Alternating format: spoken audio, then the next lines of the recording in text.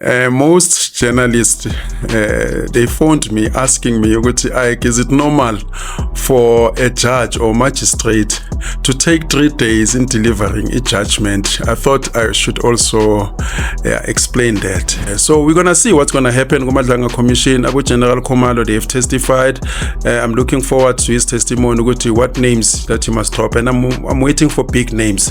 Nathi Mthethwa said, Ike must be followed. We must deal with him decisively, thoroughly. We must frustrate him, but he said we must deal with him. He must be followed wherever he is.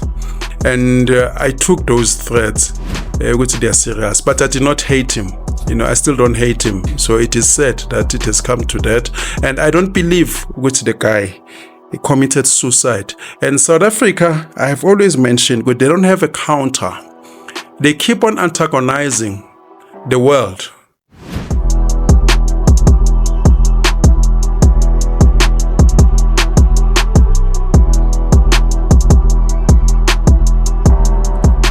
Awe, Sanmanani Makaya, live with Ike once more. We are back with a bang again. And there's so many things that have been happening in South Africa. And this weekend, we have seen developments when it comes to the Julius Malema case, of which I'll also be touching on that. There's Madlanga Commission. So many things are happening. Nathi Mthethwa, is no more.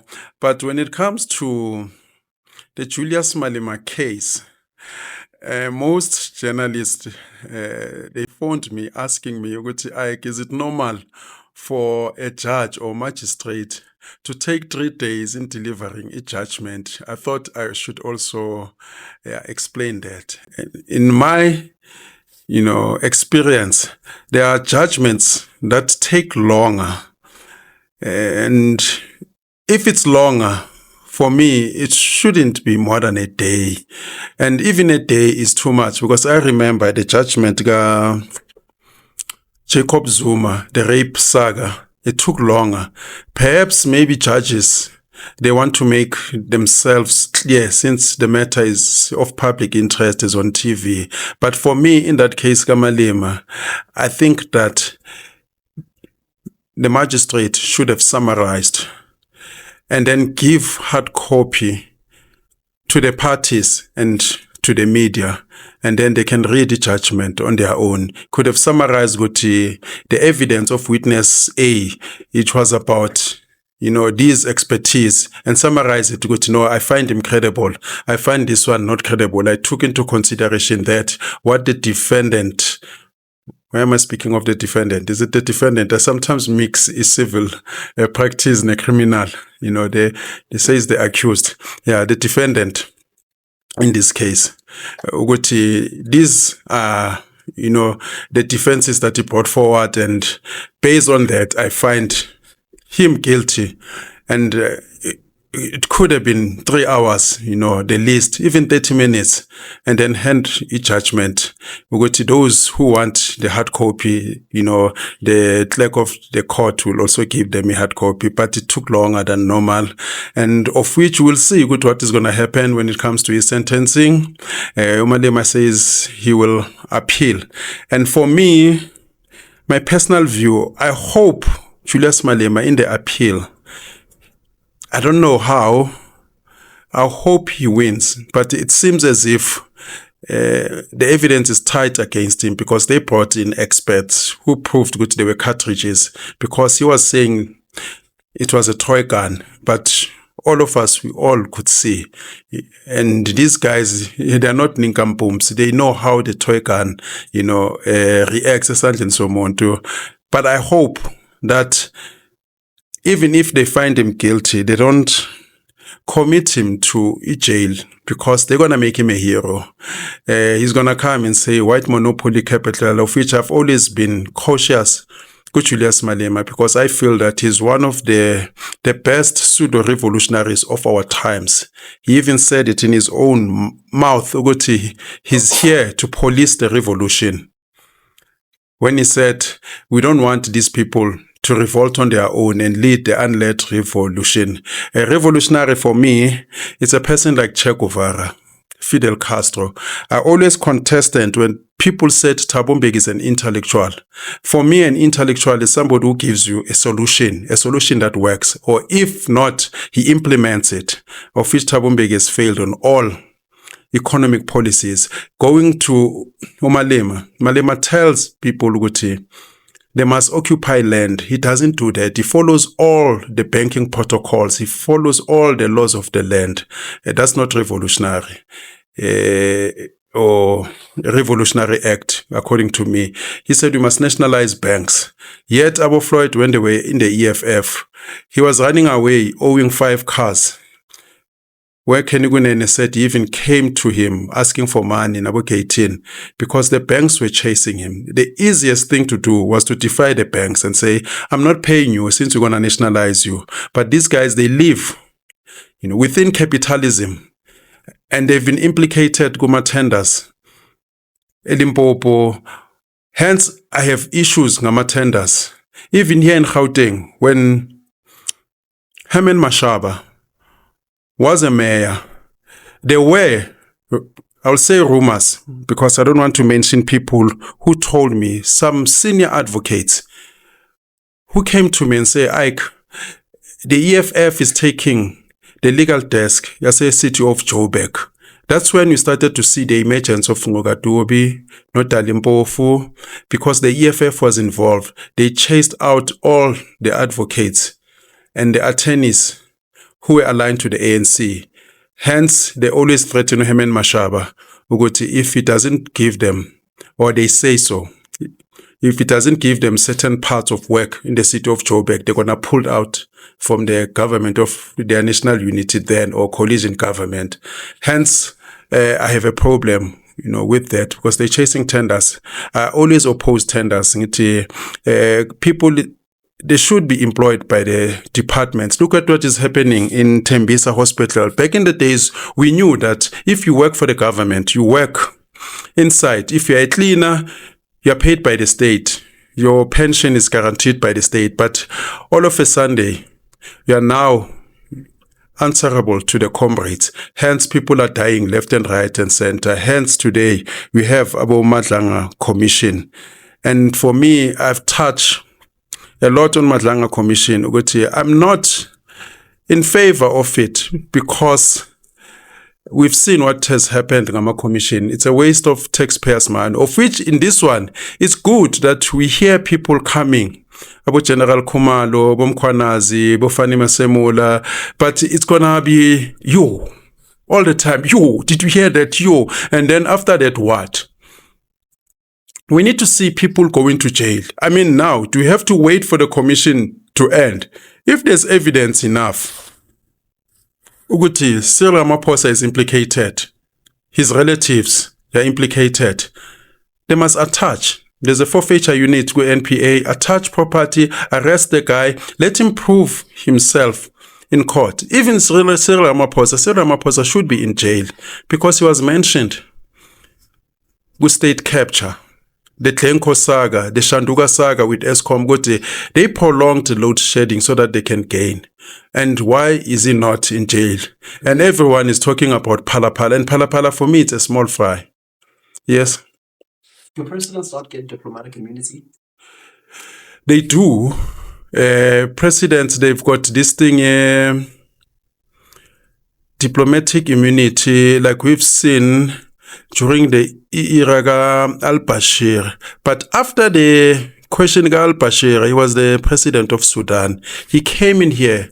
I thought that the defense and the courts were going to uphold that Diplomatic Immunity Act. But they did not. They breached it. Remember, laws are crafted, to preserve a certain status quo, but they can also be pierced. Like, for an example, if you start a company as a private company, the company is an independent person on its own. But if you start a company to defraud investors, they can go personally to your personal account and say, you and the company are one. And then you cannot raise the defense with the company, it's an independent entity. So with Bashir, the Constitutional Court, they, for the first time, breached that diplomatic immunity and say he must be arrested in terms of international law. They interpreted the international law, which it does have an application, because our law does take into account, I think it's section 39, something like that, which whenever in a tribunal, the court must take into account foreign law, they must also take into account international law. I think in this case, the international law superseded our domestic law. In the case of Cyril Ramaphosa, if they cannot arrest him, you mentioned diplomatic immunity. There's an act beside diplomatic immunity. I forgot what that protecting them as well. A sitting president, they can do something about it after his presidency.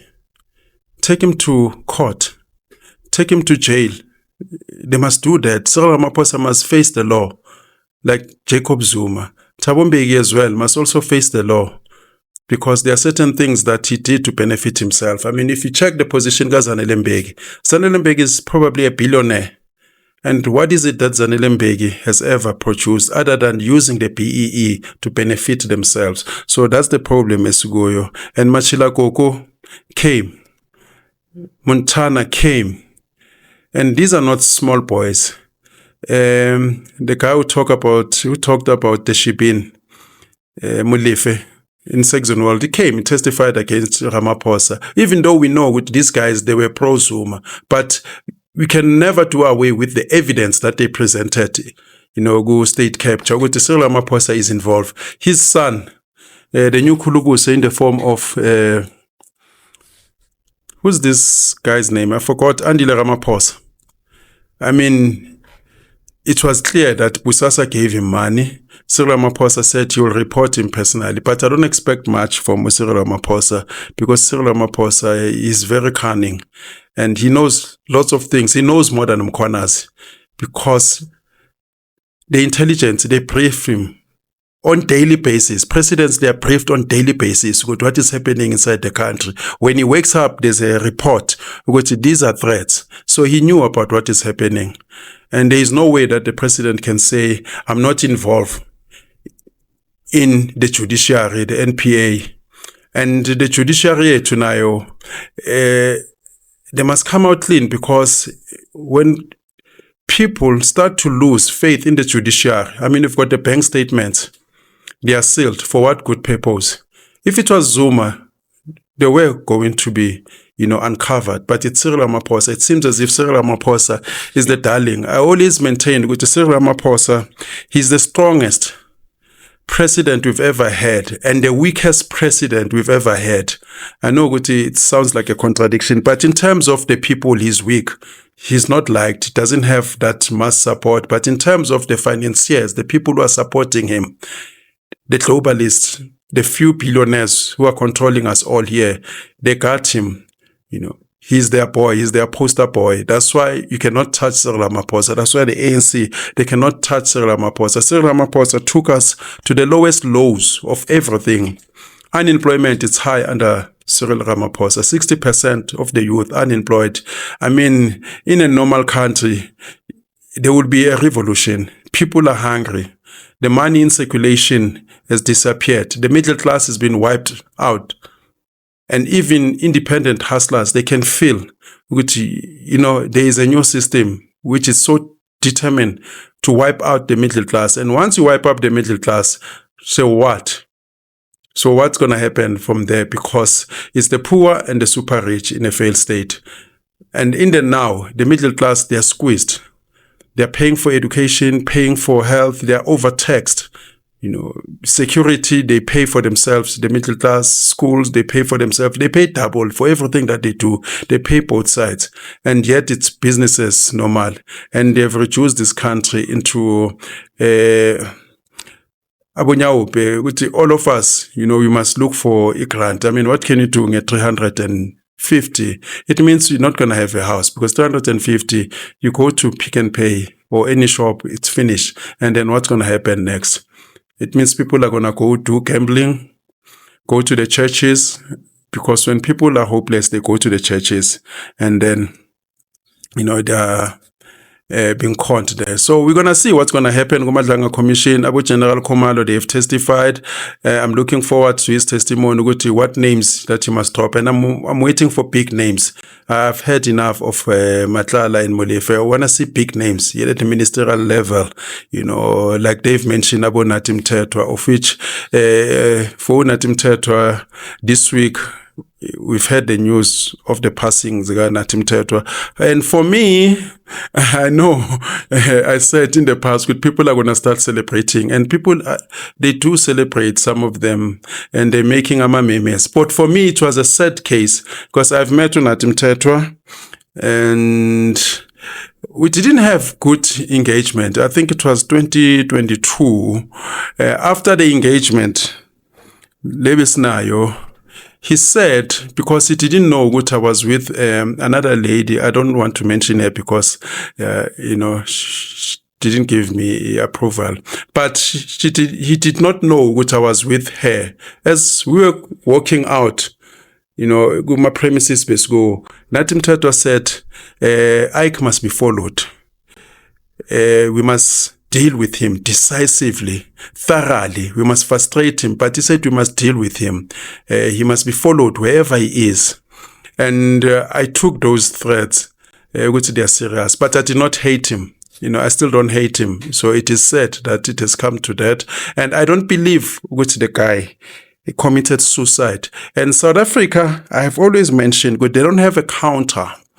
They keep on antagonizing the world, the strongest armies in the world. For me, once they said Nathi Mthethwa has died, I don't know why. I cannot base it on any evidence, but I thought Israel. And taking into account, Uguti, the French president, he went on, even on United Nations, declared that we now recognize the state of Palestine. Yeah, even Ramaphosa. And Israel, they came out, they said, it doesn't matter. You can recognize it as much as you can. You're not going to do anything about it because you got these guys surrounded. Your recognition is just on paper, but in practice, you're not going to do anything. Hence, you're starting to see China saying they're going to go to the Middle East, Gaza, give these people aid, and they dead Israel. But I can tell you, if China were to face Israel, they will come out second. I know most people saying China this, China this. China have lost to smaller countries like Japan. They once fought Japan. They came out, bloodied. And when you're fighting Israel, you're fighting the United States of America. And the United States, I know people saying that the power is shifting, but the United States is still strong. They've got weapons that we've never seen before. The weapons that we see in movies, it's old technology. They still have the fastest jet, that are undetectable. And Ronald Reagan used to speak about satellite bombs. He used, those were strange language, about H-bomb. I know China is also catching up, but Chinese people are people, they don't like to fight. Chinese, they like to use diplomats. Yes, because when you fight, look at Germany, look at Libya, Tripoli.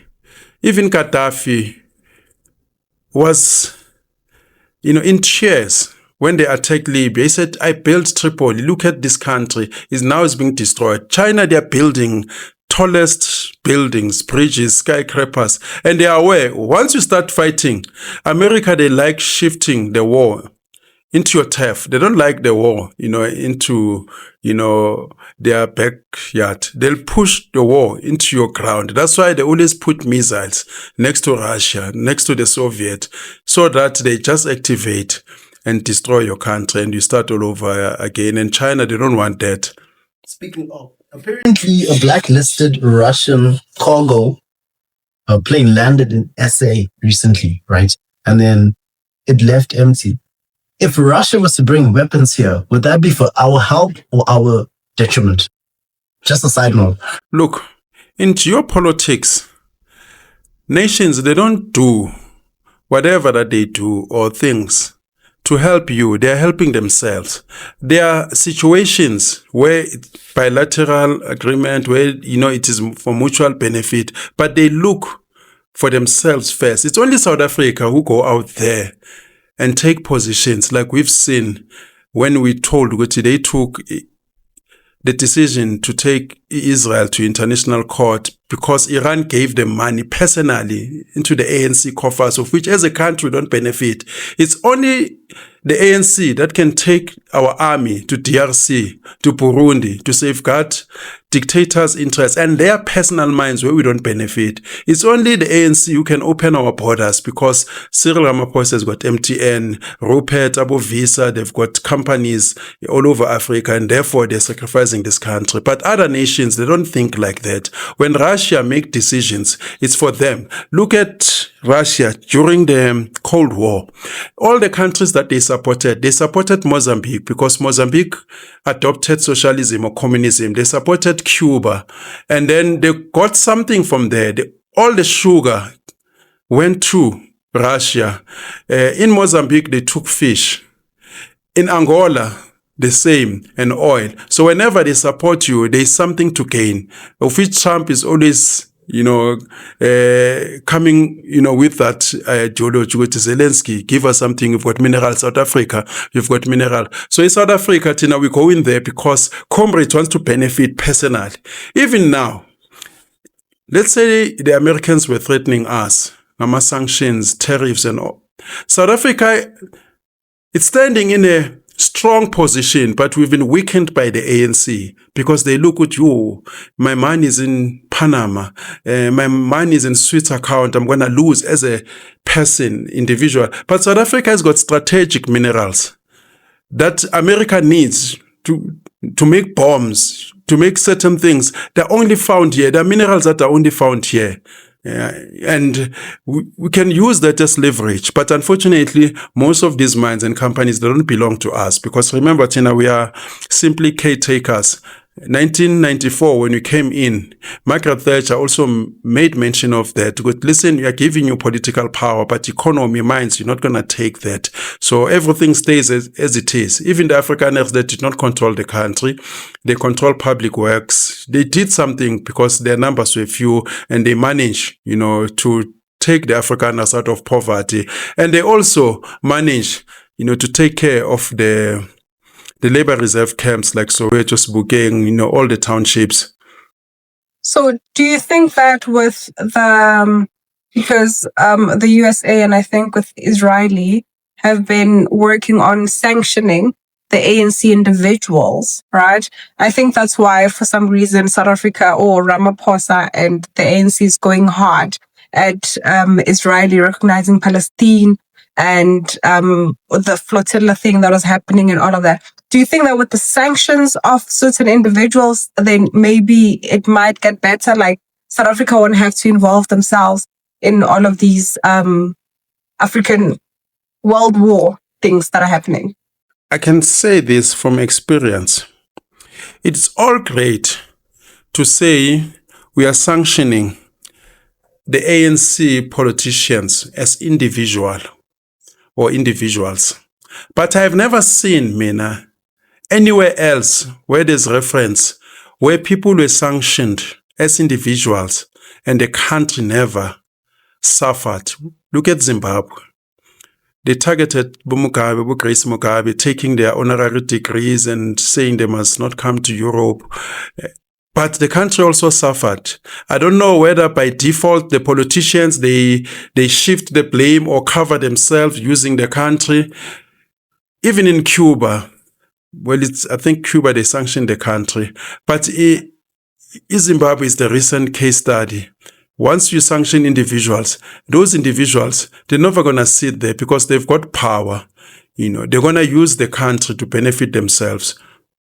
Or one way or the other, the sanctions, they'll move step by step. Look at the resolution 1973 that was taken against Libya.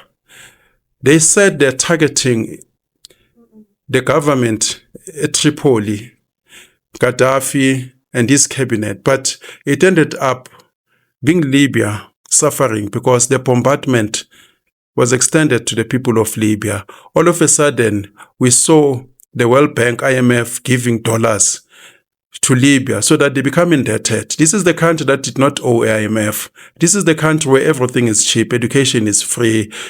Lots of things are almost free. But I doubt that is still the case, today, because they wanted to come in.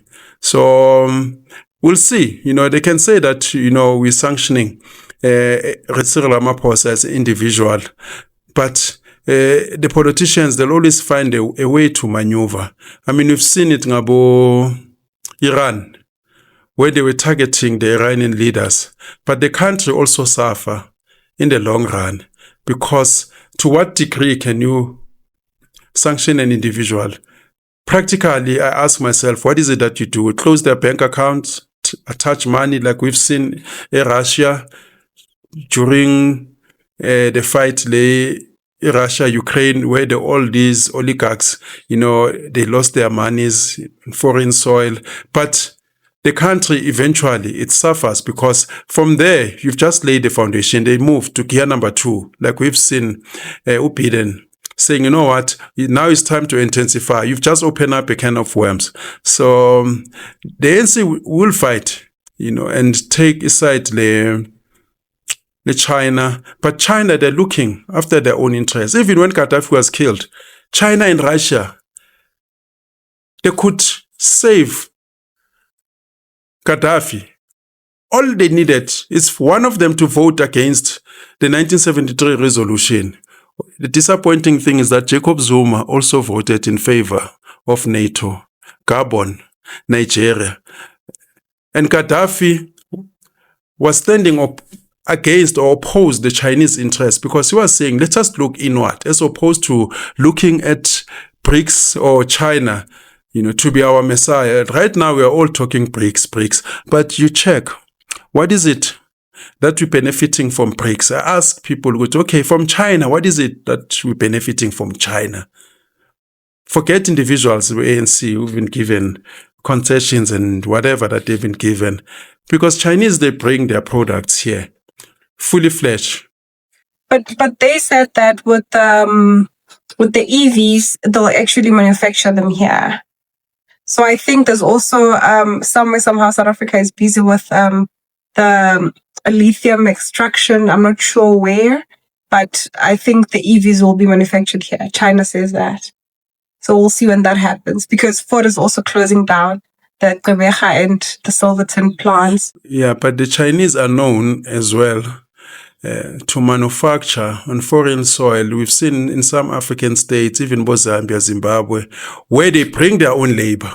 It can be manufactured here, but if you bring Chinese to manufacture it here, I mean, you look at a Chinese mall. Let us look at the Chinese mall. I normally say that every civilization, it has its elementary stages or trial stages. You look at the model, the Chinese mall. It's them only. Distribution is them only. Products is them only. The only black people who are employed there are illegal foreigners. And we've seen some of them, it's like human trafficking. They're kept in warehouses and closed, So that's what they do. They've got a huge population in China. We've seen them in other countries like Korea, South Korea. We've heard sometimes they will take their prisoners to go work there, on behalf of China. And remember, China, they're still communist. It's a mixture. It's very confusing. When they deal with their people, it's communist, because their companies are state-owned. Are state-owned. And they allow investors to come in and invest and produce things cheaper because it benefits them. But our companies cannot compete with Chinese company, because when you go to the WTO, the WTO rules, they say you must not subsidize your companies. It's a free market system. Fight for yourself. Yet the companies as a China, they are state-owned. Technically they're being subsidized. How do I compete with that? It means now the Chinese, they're going to take over our economy. And now where do we come in? Do you see ourselves? But there is, what's this car or model? They've got plants here. what will be our benefit? What is it that I can supply to China in terms of technology or the radio of the car or the, navigator? What is it? They'll be coming with all their technology. The only hope that you hope, will benefit, it's labor. And, you don't have our own car. I remember the 3 Series BMW.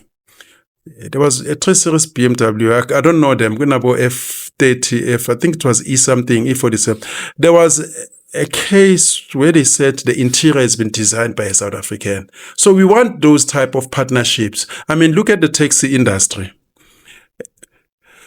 The taxi guys, they have made Zolaphat popular. You don't see Zolaphat anywhere in the world. Actually, South Africa has carried Toyota Hilux.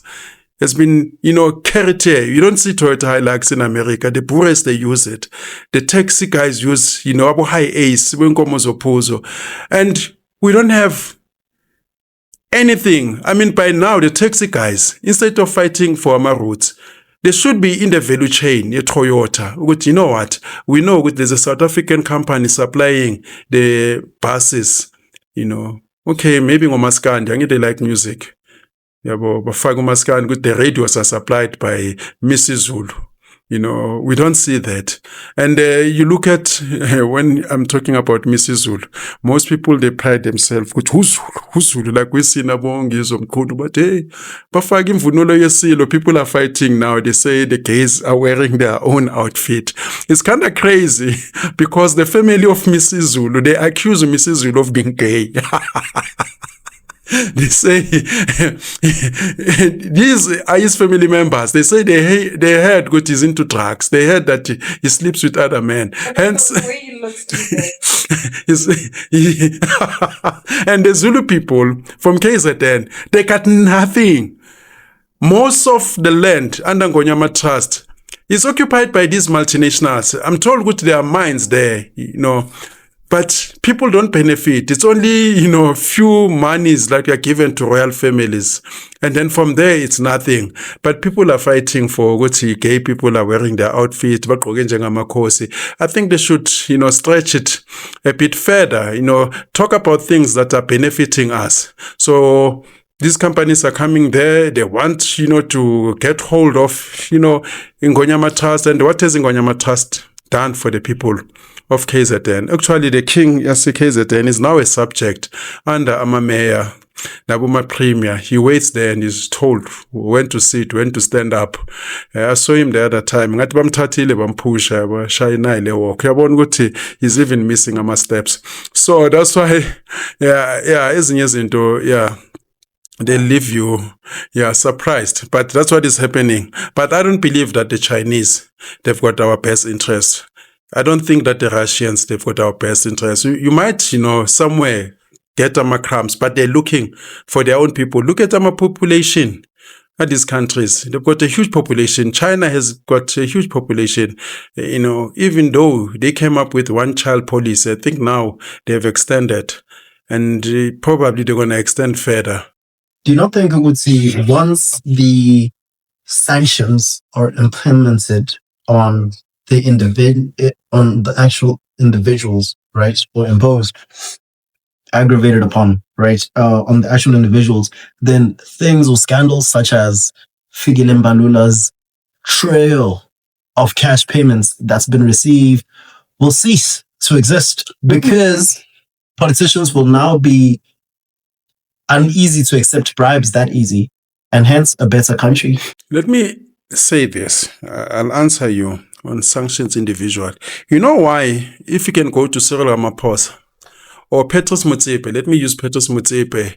If you say, I've got a strategy on combating load shedding, he will not support you because he's involved in that field.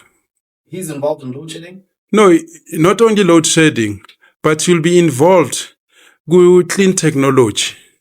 I'm an IPP. If you come up with a drink, I've said it before, if you come up with a soft drink, you say, I need a startup. You approach Rupert.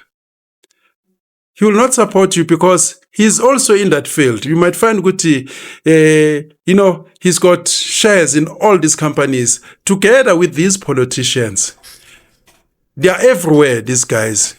Ndabantsele once said, I will not go into your house and not find my product. I can find black cat. I can find a cleaning product. Same as Rupert. Hence, should we nationalize? Yeah. Now, when you come to sanctions, now the question is, when you sanction individuals, what are you sanctioning? And these companies, Zabo, they're employing people. That's why I'm saying with those sanctions, they're not going to end with politicians only. Because if you say, I'm sanctioning Ramaphosa, then it means Shanduga must feel the impact. Probably if he's got shares with Time Bank, then they must feel the impact. If he's got shares, maybe go Hennessy, alcohol, there are people who are employed there. If you're saying, you know what, Cyril Ramaphosa, he's got shares in, let's say, a product that is taken to America, then it means that product, it stopped going there.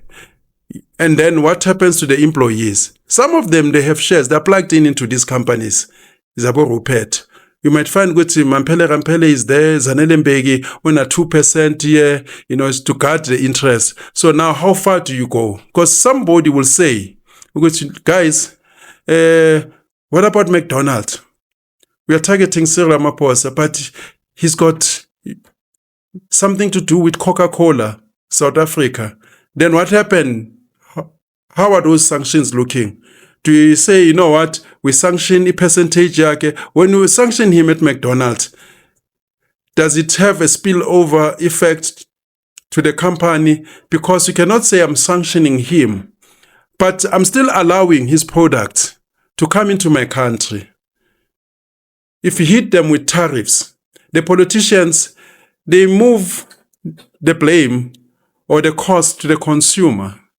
The same as we've seen Guma Competition Act or competition, unfair competitions. When you find these companies, they increase the price. We've seen during COVID, the prices started, becoming, crazy and crazier, higher and higher. So that's what they do. So it's not as easy as, you think. These guys, they've got advisors who are advising them how to evade tax, how to move capital. Look at Thabo Mbeki.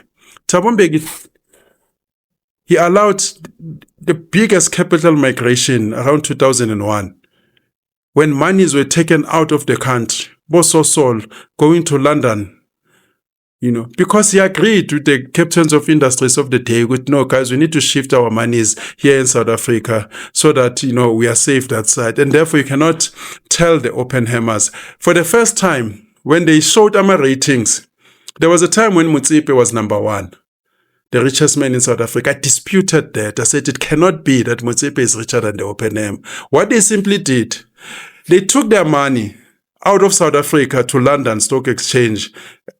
And then Motsepe's money, maybe here, let's say he's got 5 billion rands or $5 billion at that time. Nicky Oppenheimer has got 3. But Nicky Oppenheimer was in the top 100 richest billionaires, but Motsepe was not in the top 100 because you use South Africa.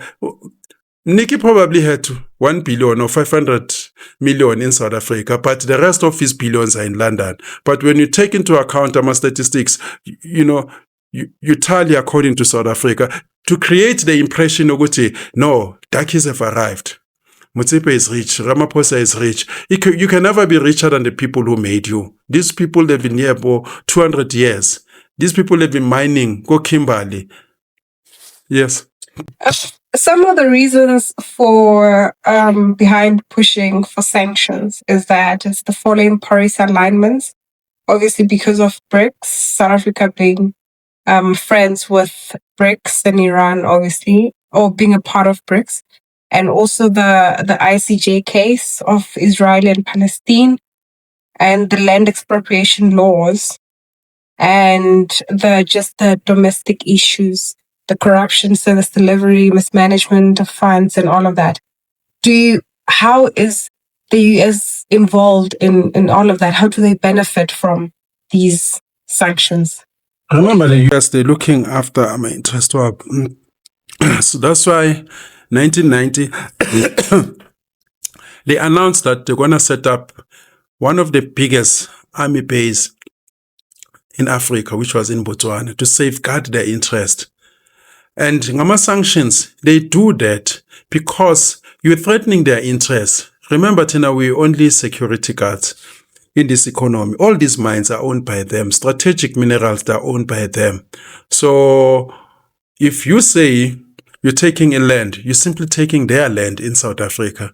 Some say South Africa is a registered company, so they've got shares here. Margaret Thatcher said it in 1991, which the ANC can come in, but they must not touch their mines. They must not touch the economy. So they will come because United States, they cannot sustain themselves without exploiting the world. They know that if we are in Kenya, this is what we get from Kenya. That's why countries like France, they've announced, I think last week, they say France is broke because of these African states. Like Botraore, they're taking a different position compared to their predecessors. That's why Patrice Lumumba had to die, because Patrice Lumumba was killed by the Americans, the CIA, and all these multinationals, countries like Belgium, because Patrice Lumumba was saying, no, we must control our minerals. DRC is one of the richest countries. And then it means that they must starve, they must go beg DRC for food, for minerals. And if you take into account, especially that time, the 60s, Europe was devastated. Europe was poor.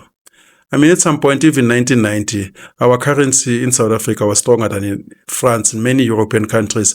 Europe is poor in the 70s. It's poor in the early 80s, including United Kingdom. That's why Idi Amin used to laugh at them. He used to brag and say, I've given how many shillings to United Kingdom. I've donated vegetables to Britain. I'm a 70s, because they've experienced 2 world wars and they could not recover quick enough. That's why even their sporting codes like soccer at that time, many players did not want to go play in Europe, including Abo Pele. They went to United States because United States became victorious after World War. So sometimes I become surprised when people saying Pele did not play not in America, in Europe. Europe was poor at that time. There was no need, even the currency. And some countries were still devastated by wars. So that is that. Yeah. Hence, what is the solution? Should we nationalize now to avoid the sanctions spilling over to the companies which are so greatly benefiting South Africa? Should we nationalize the companies? What would be your remedy? It doesn't matter. Even if you nationalize, you're under capitalism, socialism. If you've got bad management, it's not going to help. If you've got people with bad intentions, it's not going to help.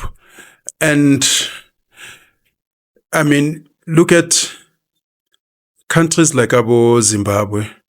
Mugabe was more of a socialist. Look at all these countries who are socialists. Some, they're capitalists, corrupt. If you've got corrupt leaders, it's not going to help. For me, I don't want to be confined to the isms. Hence, you have a similar situation in Cuba. When Che Guevara and Fidel Castro had their dispute, they took a position to align Russia to be a communist state. There was this guy, Fidel Castro went with Russia. Che Guevara did not want them to align Russia because he wanted them to retain their independence. Hence, they took time after liberation. United States kept on asking them, are you socialist or a capitalist? Because United States wanted to know, do we invest, do we not invest? Are you with us or not? And eventually they came up and say, we are with the socialist or the communist in Russia. That's when they become the enemy of United States. Fidel Castro left Cuba. He went to die eventually in Bolivia. They were not in good terms, but Fidel Castro said, we did speak after that. He sent me letters, even the hand, Che Guevara, it was posted to him when the Bolivian soldiers said they've captured Che Guevara and they killed him. And Che Guevara was through and through. He was saying, I'm anti-imperialism, I'm anti-America, I'm anti-Russia, I'm not for Russia, I'm not for United States. Hence, you saw they were celebrating his speech recently, 1964, the United Nations, the shortest speech in the history of United Nations. I think it's about 2 seconds or 4 seconds. Che Guevara took the podium. He said, homeland or death, and then he left. He was emphasizing that point to go to there for themselves. Hence, he left. And remember, Che Guevara is not Cuban, he's Argentinian. And then there was this animosity against Che Guevara. But it was Fidel Castro again who quelled it down because he said, guys, we recruited this guy. He did not have to join our struggle. We recruited him as a medical doctor. We told him not to carry arms, but he sacrificed his life. And be like Che. Hence, they came up with the slogan, with be like Che. This is the guy who introduced the voluntary work. He was not earning as a governor in Cuba. He was working for free. They say when you go look for Che, ngaboma 10 ebusuku, 2 in the morning is in the sugar cane, cutting, the sugar cane. So that was that. But yeah, for me, I don't think that we must declare whether we are socialist or capitalist. Take what work. Like Afrikaners, at some point they nationalized, but they never said we are capitalists or we are socialists, although we know which they were leaning, towards the United States, towards Britain. But it helps, like during Mandela. Mandela was smarter in a sense that he was friends with the West. He was friends with the East. South Africa should retain that position. Unfortunately, we've gone too far. Now we Palestine. Even Ramaphosa, I don't believe Ramaphosa is pro-Palestine, pro-Iran. Remember, there was an issue, the ANC, that's where they had, a one over him. Like Abunali Dipando, they said, no. Even when the Russia-Ukraine started, still Ramaphosa came out, he says Russia must refrain. But Bonale Dipando, they vetoed him. So we should be neutral. Like when Mandela told Bill Clinton, Uguti, we cannot be told not to speak to Gaddafi, not to talk to this one. Yeah, you were saying?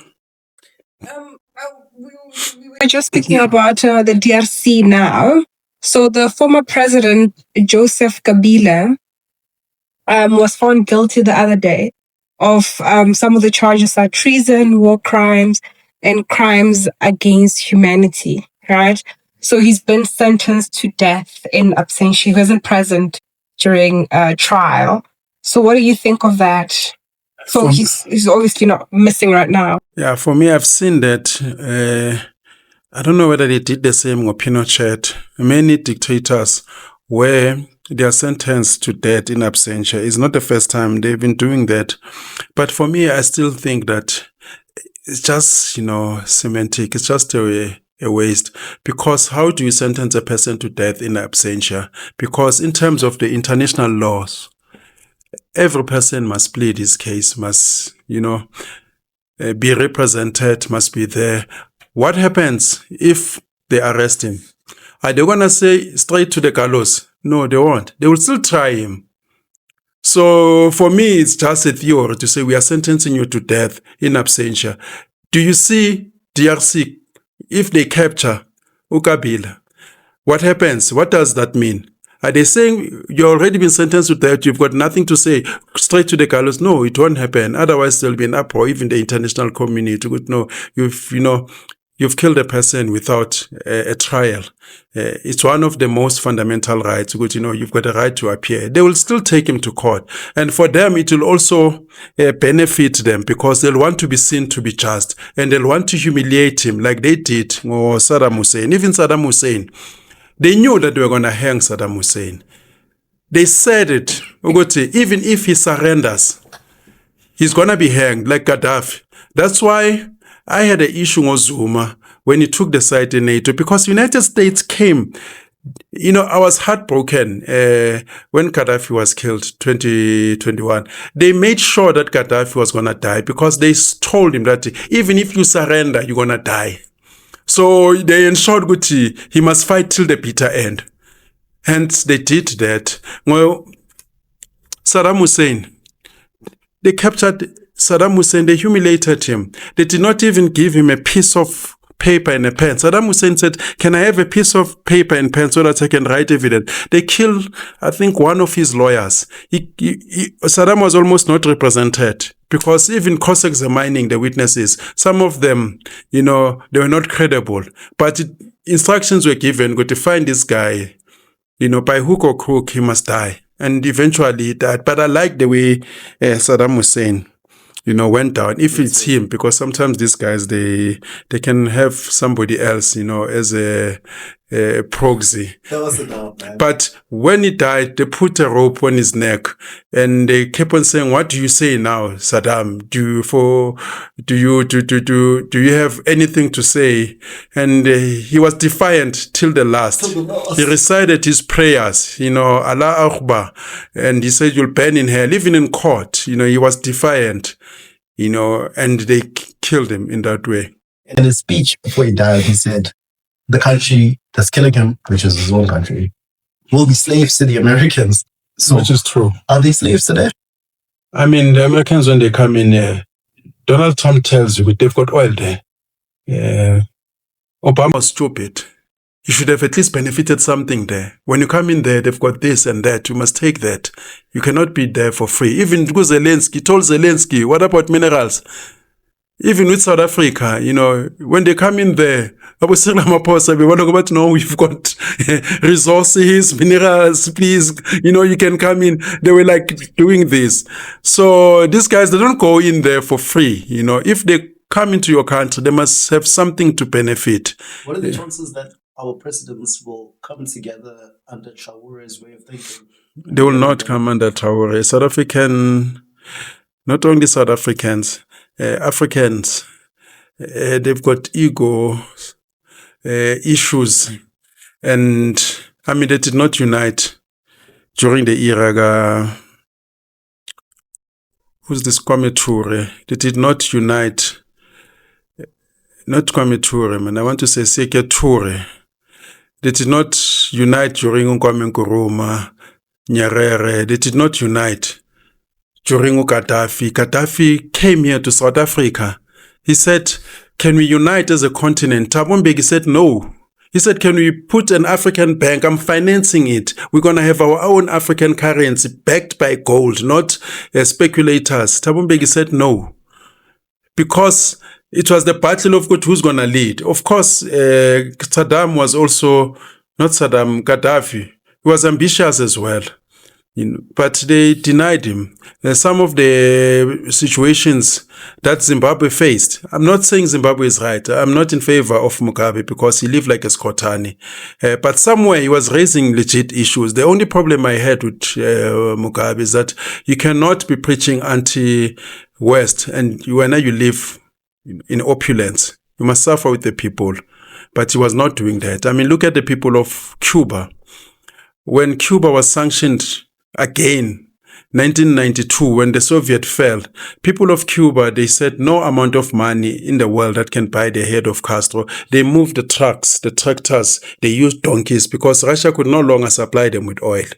And then they went back to manual labor. They suffered, So we don't hear Gutus Che Guevara. Fidel Castro was riding in a Rolls Royce. But these guys, they come here. Abantwana baka Mugabe, they live in Sentin. They throw money in the air. So that's the problem that I have with these guys. Obama, a dictator. I can tell you can bring them together. Even Julius Malema failed. They fought him like hell, the Pan-African Union. Because we've got Francophobes, we've got the Anglophobes. Like Africans cannot unite. Maybe in 1,000 years, it's who's going to lead. They all want to come in and benefit from the corruption. I mean, check all these guys who are talking African unity. They were killed by the very same Africans. I mean, you look at they want to kill him. There are so many, probably more than 20-something attempted assassinations. You look at a person like who kills Thomas Sankara. You don't think that's fine? We all know who benefits from the death of these, altruistic altruistic individuals, right? But is it not also upon ourselves as Africans to entrench it in our education system, because we've been indoctrinated? Had the whole country knew how beneficial Gaddafi was during the time, all of us would have stood and resisted his death. But at the time, Gaddafi was known to be a dictator, an evil man. I mean, he was in the papers every day as a villain. They've dealt with the masses blow. People did not fight here when 500 billion, went missing. And I remember saying it openly, with this money, we won't smell it. Each time we hear with the budget is how many trillions, so and so money going to the arts, to social welfare. But people don't smell that money. Look at Tembisa Hospital. Look at Para. Look at all these hospitals. People don't do anything because there's social engineering that you have to deal with. People, they've been dealt a heavy blow. They're tired. I mean, look at programs. Most people, they think that these things happen by accident. Our education system, I mean, dumbed down everything. Look at the program like Survivor. You think it's just for entertainment. It's not. Back in the days, we came from a Christian background. We honored good ethics. Thou shalt not steal. Thou shalt not cheat. But after Survivor, they glorified stealing, outwit your opponent, lie, cheat. Even wrestling, they have Eddie Guerrero speaking the same thing. They had this show where people are in one house, a bad bread. You go to Big Brother. He outplayed them. You must lie to them. Even these shows are reality shows. They're pushing that. It's culture which is meant to change. I mean, look at a song like Nikita, Is It Cold? You never know anything about my home. Elton John is standing in the Western country, which is developed, facing the East Germany, which is part of the Soviet Russia, enticing this woman with revolt. Against your own government. Yeah, that's why United States, they use burgers, they use McDonald's, they use Coca-Cola, they use Rambo films to say America is better. Everybody wants to go to America. Born in the USA, YMCA. When they see people dancing. I dated a lady, she says she was in Yugoslavia. They even had their own USA for Africa. Because, when Michael Jackson came, there comes a time when we hear said and called, that song was big. And somewhere it made its ways. Even magazines. People will say it was banning like us, but they got information. America made sure to get this information to Russia. And you find people wearing military outfits, same clothes, driving old Volvos. In Cuba, they're still driving cars. It's 1959, before the revolution. There is no development. There is no new car after. So they'll entice you. And what happens? Your people want to run away. That's why Cubans, they cannot leave Cuba. That's why people in North Korea cannot leave. People in Soviet cannot leave. You were arrested. You could not leave. If you run, they shoot you. We're happy.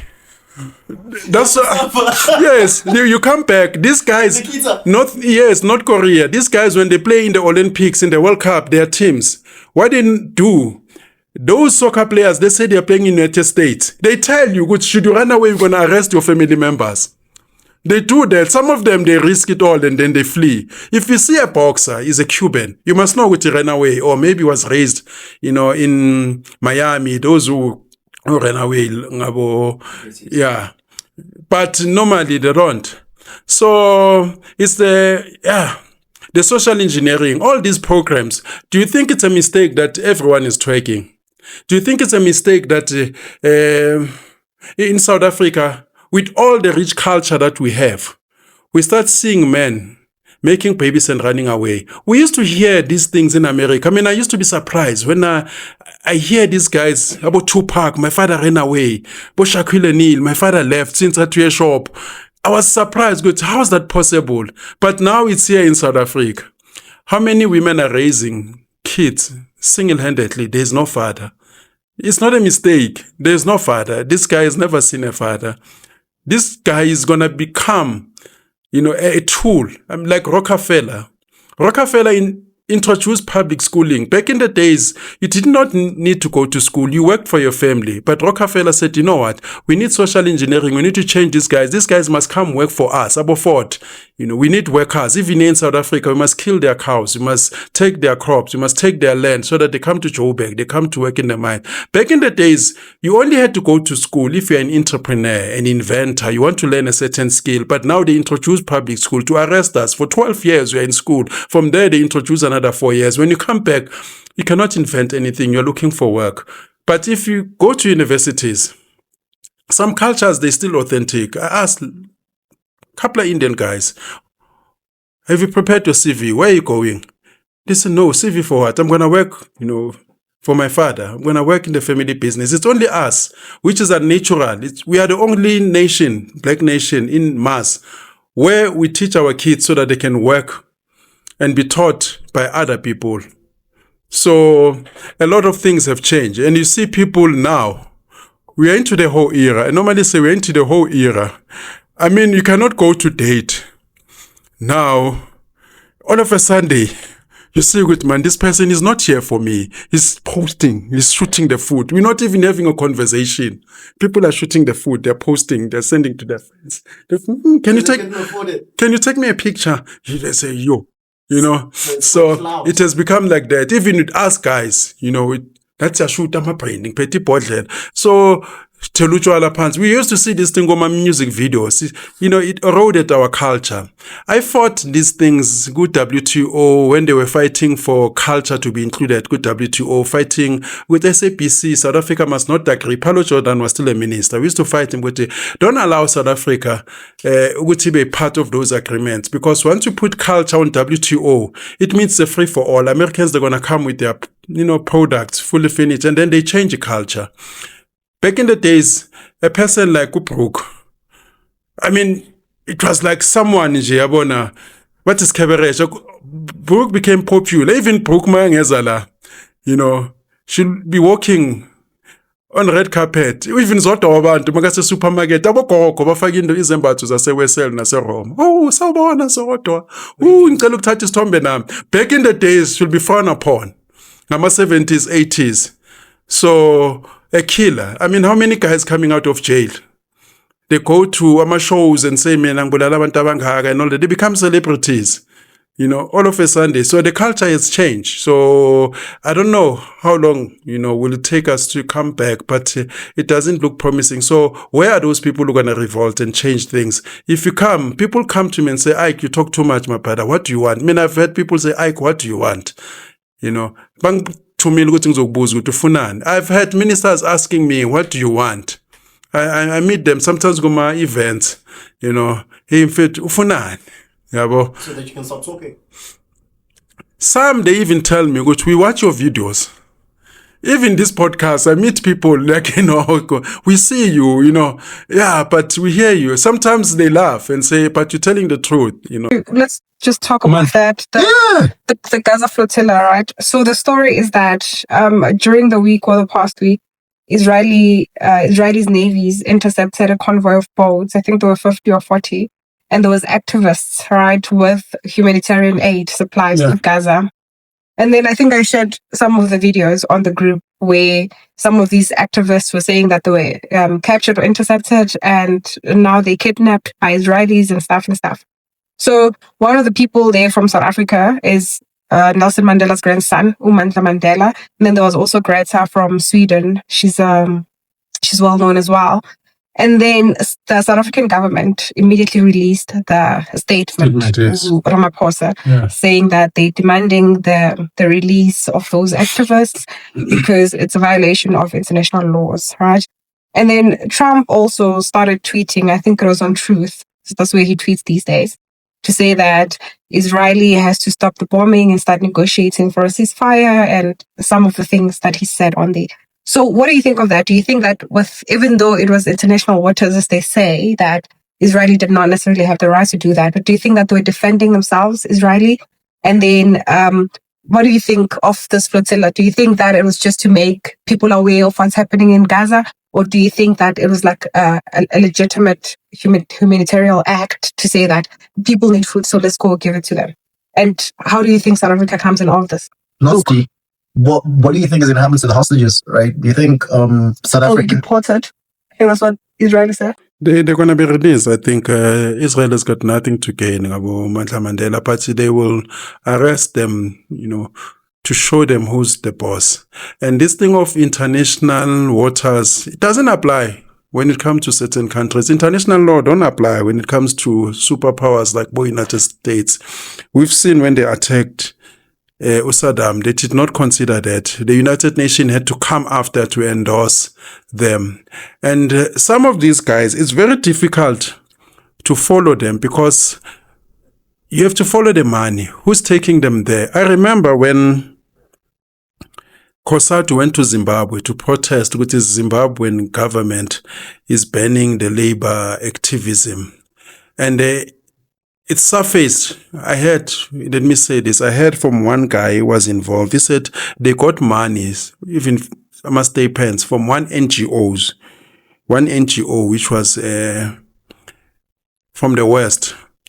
So these guys, when they go to Boma, Palestine, sometimes you must ask them, who's taking them there? They're not using their own monies. Yeah, it was a few countries in Turkey offered some drones to whatnot, and I think some of the countries in Europe as well. So they are employed. Malaysia, not necessarily employed. There were some things that were donated to them. Yeah, but it's not different from Cyril Ramaphosa going to DRC using our armies, because China is a country, we're not benefiting directly, but they are going there. Iran will say, you know what, Madlanga Mandela, so-and-so, going, to Israel, and then they're getting paid, Bona. I understand the bigger cause, you got the humanitarian, and all that. But when it comes to this politics, the geopolitics, a lot is at stake. And for me, now, I have said it, as much as we want peace, I will never take a side, either the Palestinian or the Israelites, because I believe that there was no Palestine before the Suez Canal. All that part used to be East Africa. There were no Jewish people in Palestine before the end of World War II, which they were settled there. They've never been there historically. If you read Chancellor Williams, I must close because I'm touching things that you don't like. Still have to talk about a few things. Yeah. Yes, I'm going to conclude. Like in Argentina, black people were eliminated in Argentina. It became worse when the guys who were with Hitler, they were taken to Argentina, including Hitler himself. And you go to India, the indigenous of India, who are Africans, or people of pigmentation, they've been taken out. In China, the same story. They are indigenous people, but you won't see them. They hide them. So there was no Asia historically. There was no Middle East. All that, it used to be, colonies, of the African empires, like the Nubians, like the Egyptian empire. And it's very funny when people talk of empires, they move quickly to Greece. They trace civilization to Greece. They don't trace civilization to Egypt. At some point, Egypt was not recognized as part of Africa until Labo Chancellor Williams, Nabo Sheikh Anta Diop protested. And then they established the fact who were the pharaohs. So you go into church now, and the church, they're going to tell you that the Israelites were enslaved by a cruel pharaoh. And that story irritates me, because at that time, when they superimpose the story, Egyptians were black.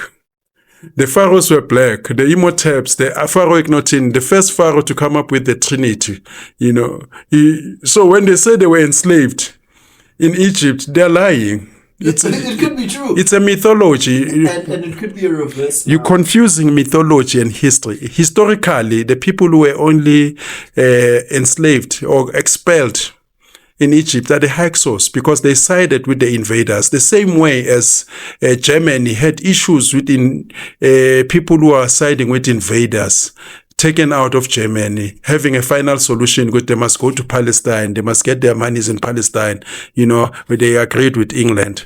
So those are that. When he says the promised land and the chosen people, number believer into without substance. But I don't know. I just wanted you to watch this video. And we're going to play it on I saw the interview. I'm an anti-Zionist. And I saw something 2 days ago that has not stopped bothering me that I'd like to just talk about. And I really hope that this goes viral. Khaled Syed, who is the ANC leader of the opposition here in the Western Cape, tabled a motion to intensify efforts by the government to secure the release of the kidnapped South African members of the Sumud Global Flotilla, who are stuck in a prison, who were kidnapped in international waters. And he tabled a motion to intensify efforts to get their release and to advocate for the release of all the flotillas, members who have been kidnapped. And the DA blatantly rejected the motion. I'm going to repeat that. The DA here in the Western Cape blatantly rejected the motion for the government to intensify its efforts to get the South African delegates on the Sumud Flotilla home safely. The DA rejected the motion. So what is surprising when the DA is taking side in Israel? Because DA is a Zionist party. It was founded by the Zionists, the mine owners who came here. They were established to safeguard their own interests. So I don't have a problem when they are true to their constituency or its constituency. Helen Zille will never be against Israel, same as America will never be against Israel. Actually, I admire people like that because they are true. They don't betray their own. Hence, as Africans, we don't have similar people. We have people abamba ngomoya whenever it suits them. So they're teaching them the lesson, which now they must be loyal, they must be patriot. South Africans, they are not like that. But DA, through and through, they'll always side. Nama policies favor, or policies that favor their financiers.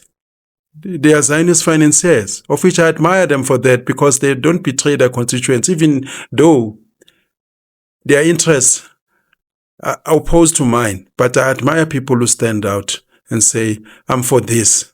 So DA, they are true and through, unlike your ANC. But do you think that with all of these things that are coming out now about the DA, do you think they're coming out because Helen Zille wants to be a Joburg mayor? Or do you think they just meant to come out? Because there's a lot of things. It's now the DA scandal, DA stole money, DA did this. All those things, they've been in the public. Even in Midval, there was a councillor at DA who was involved in corruption, taking people's houses.